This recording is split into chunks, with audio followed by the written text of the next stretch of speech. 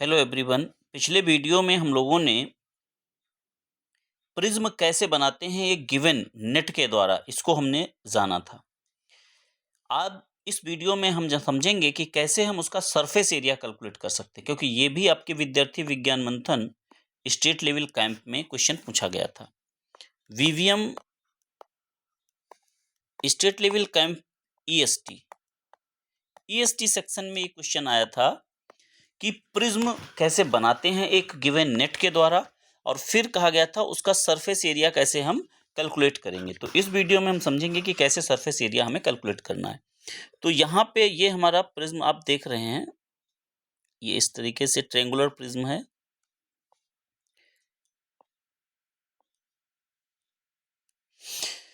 इसका surface area कैसे निकालेंगे? तो सरफेस एरिया निकालने के लिए जो इसके ट्रेंगुलर बेस ये आप देख रहे हैं, ये इनकी डायमेंशंस दी गई हैं S1 S2, यानी कि ये वाली जो दो साइड हैं ये इक्वल हैं। S1 is equal to 5 centimetre, S2 is equal to 5 centimetre.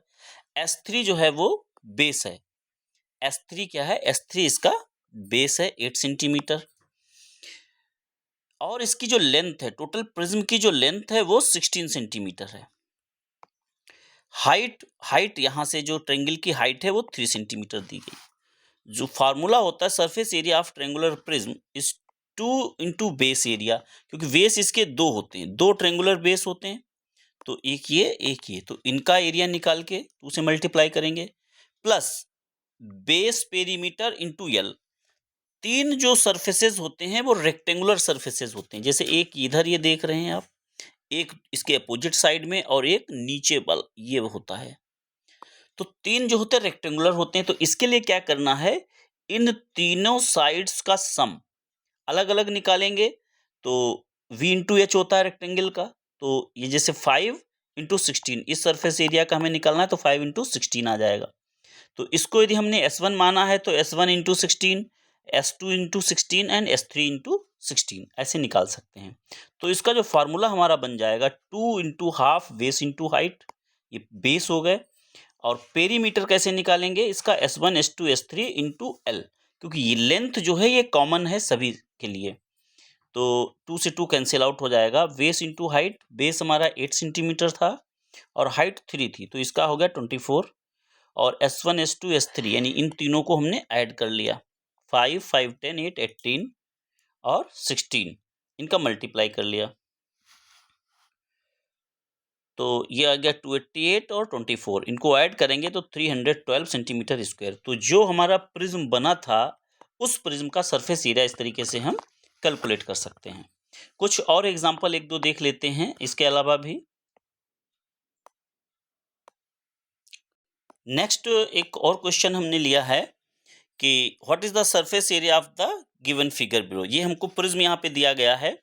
यहाँ पे भी हम देखेंगे तो हमें ये दो ट्रेंगुलर बेस आपको दिख रहे हैं, तो इनमें इनकी जो साइड्स दी गई हैं 8 10, और ये दोनों साइड्स यहाँ पे इक्वल हैं। तो S1 is equal to 10, S2 is equal to 10 centimetre और S3 is equal to 8 centimetre. और लेंथ जो इसकी दी गई है L इज इक्वल टू कितना दिया गया है? 17 सेंटीमीटर दिया गया है। अब इसका हमको सरफेस एरिया निकालना है। तो सरफेस एरिया का फॉर्मूला आपको बताया गया था, base into height plus S1 plus S2 plus S3 into length, यानी कितनी इसकी लंबाई है। तो बेस इसका कितना है, यानी S3 जो है यही बेस है यहाँ पे ट्रेंगल का। तो ट्रेंगल का बेस हो जाएगा आपका 8 इंटू हाइट हो गई 6 plus S1 S2 S3 add कर देंगे सभी को, यानी कि 10 प्लस 10 प्लस 8, और लेंथ है 17, 48 प्लस 10 10 20 28 इंटू 17, इनको मल्टीप्लाई कर लेंगे। इसको मल्टीप्लाई कर लेंगे, 17 8 जा 136, 6 आ गया 13, 17 2 जा 34 और 3 4 76 ऐड कर लेंगे 8 6 14 4 1 7 4 11 12 1 4 1 5 यानी कि टोटल इसका जो सरफेस एरिया आ जाएगा 524 सेंटीमीटर स्क्वायर। इस तरीके से इसको हम कर सकते हैं। नेक्स्ट इसी का नेट नीचे दिया गया है, जैसे ऊपर जो प्रिज्म था तो इसका ऐसा नेट आपको वहाँ पे मिलेगा, इसी से प्रिज्म उसको बनाना है। एक और ये प्रिज्म दिया गया है, इसको भी आप प्रैक्टिस कर सकते हैं।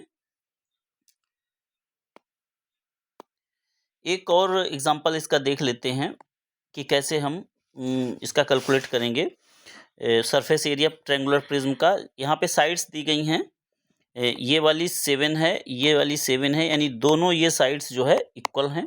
बेस 4 सेंटीमीटर दिया गया है, यानी कि S1 is equal to S2 is equal to 7 centimetre.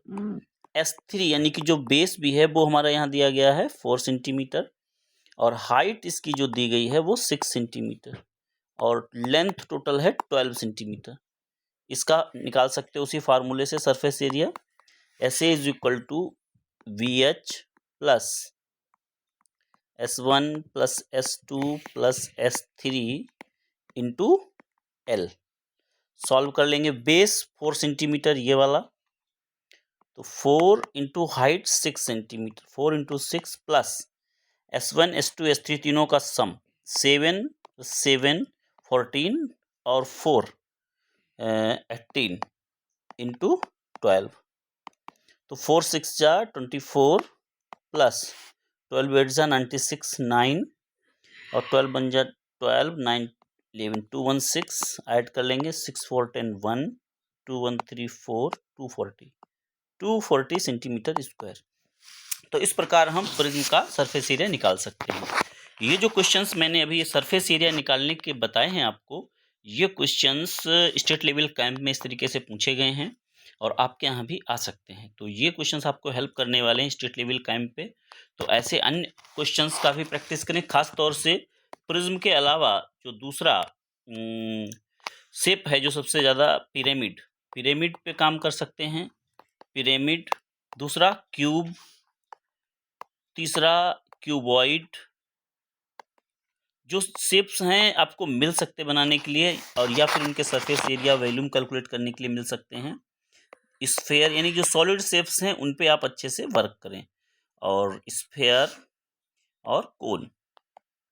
तो ये सारे जो, प्रिज्म तो मैंने बता ही दिया, प्रिज्म की मैंने एक्टिविटी भी करवा दी है, कैसे हम उसको बना सकते हैं और फिर कैसे उसका सरफेस एरिया कैलकुलेट कर सकते हैं, कितने एज होते हैं उसके, कितने वर्टिसेस होते हैं। इस तरीके की एक्टिविटी आपको मैथ EST में मिल सकती है। तो ये मैथ्स EST के बारे में वीडियो था। Thank you for watching the video. यदि आप चैनल को फर्स्ट टाइम जुड़े हैं तो चैनल को सब्सक्राइब और लाइक करें, तथा अन्य स्टूडेंट्स को भी शेयर करें जो कि प्रिपरेशन कर रहे हैं VVM स्टेट लेवल कैंप की। Thank you for watching the video.